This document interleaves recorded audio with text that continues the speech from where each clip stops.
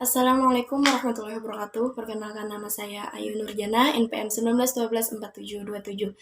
Saya akan menjelaskan tentang materi tokoh dan karya tafsir tahlili serta contoh penafsiran ayat berdasarkan tafsir tahlili. Ada beberapa ulama yang menggunakan tafsir tahlili dalam karyanya, namun di sini saya hanya memilih 3 orang saja. Yang pertama At-Tabari, yang mana nama beliau adalah Abu Ja'far Muhammad bin Jarir bin Yazid bin Katsir bin Ghalib At-Tabari. Beliau ini dilahirkan pada tahun 224 Hijriah dan wafat pada tahun 310 Hijriah. Karya beliau adalah Tafsir At-Tabari, yang mana merupakan tafsir pertama di antara kitab-kitab tafsir dari segi zaman karena merupakan tafsir bil ma'thur yang paling tua yang sampai ke tangan kita, dan dari segi penulisan dan penyusunan karena memiliki metode tersendiri yang menarik yang menjadikannya berbobot dan berkualitas. Lalu contoh ayat yang saya ambil dari tafsir At-Tabari yaitu Quran Surah Al-Baqarah ayat 43 yang bunyinya A'udzubillahi minasyaitonirrajim wa aqimus sholata wa atuz zakata warka'u ma'ar raki'in. Dan dirikanlah sholat, tunaikanlah zakat dan rukulah beserta orang-orang yang ruku. Abu Ja'far berkata, disebutkan bahwa para pendeta Yahudi dan orang-orang munafik memerintahkan orang-orang melakukan sholat dan mengeluarkan zakat, namun mereka sendiri tidak melakukannya. Karenanya Allah memerintahkan kepada mereka agar mendirikan sholat bersama umat Islam yang beriman kepada Rasulullah SAW dan mengeluarkan zakat bersama mereka serta tunduk dan patuh kepada Allah dan Rasulnya, seperti diceritakan dalam riwayat Ammar bin Hasan menceritakan kepadaku, katanya, Ibnu Abi Ja'far menceritakan kepada kami dari ayahnya, dari Qatadah, tentang firman Allah, wa aqimus sholata wa atuz zakata warka'u ma'ar raki'in. Dan dirikanlah sholat, tunaikanlah zakat, 2 kewajiban yang fardu, maka tunaikanlah keduanya kepada Allah.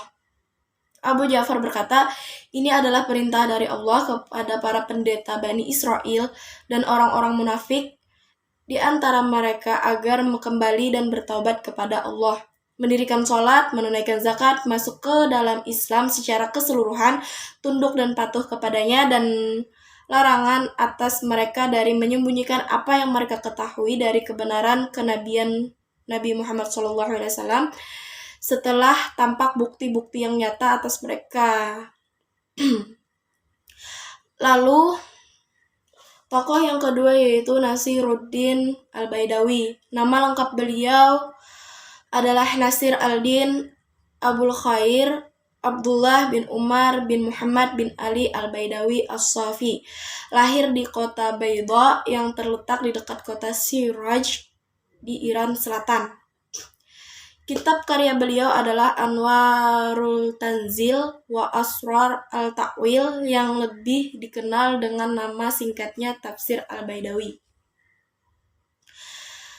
Ayat yang saya ambil dalam contoh tafsir Al-Baidawi yaitu Quran Surah Ad-Duha ayat pertama, yaitu Wadduha. Dalam teks tersebut nampak Al-Baidawi menjelaskan konsep waktu duha dengan cara menghubungkannya dengan ayat-ayat yang lain, bahwa waktu duha adalah waktu naiknya matahari yang harus dibedakan dengan waktu siang ketika sinar matahari telah menjadi terik. Hal ini dikaitkan dengan waktu ketika Nabi Musa berkata kepada Tuhannya agar para ahli sihir itu bersujud pada siang hari.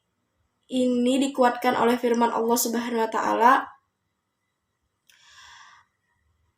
dalam Al-Qur'an surah Al-A'raf ayat 7 ayat 97 yang menyatakan kata bayatan atau malam hari sebagai waktu tidur, sedangkan pada ayat ke-98 yang pada ayat yang sama menyatakan duha sebagai waktu bermain atau beraktivitas. Demikian selanjutnya ketika Al-Baidawi menjelaskan konsep dari kata al-lail atau malam hari. Nah, lalu tokoh yang ketiga yaitu Syekh Tantawi Jauhari. Syekh Tantawi bin Jauhari Al-Misri lahir pada tahun 1287 Hijriah atau 1862 Masehi di desa Iwadillah, Hijaz, bagian timur Mesir. Nama lengkap beliau ialah Tantawi bin Tantawi Al-Misri Asy-Syafi'i. Kitab karya beliau adalah Al-Jawahir fi Tafsir Al-Quran. Nah, contoh yang saya ambil yaitu ayat Bismillahirrahmanirrahim yang hanya saya ambil kata bismillahnya saja dengan nama Allah. Nah, menurut Tantawi, penyebutan nama Allah di awal kalimat merupakan bentuk motivasi kepada manusia supaya dalam setiap pekerjaannya selalu menyandarkan diri hanya kepadanya. Sebab Allah lah yang memberikan segala nikmat kepada manusia dan hanya lantaran pertolongannya lah manusia dapat menjalani kehidupannya dengan baik.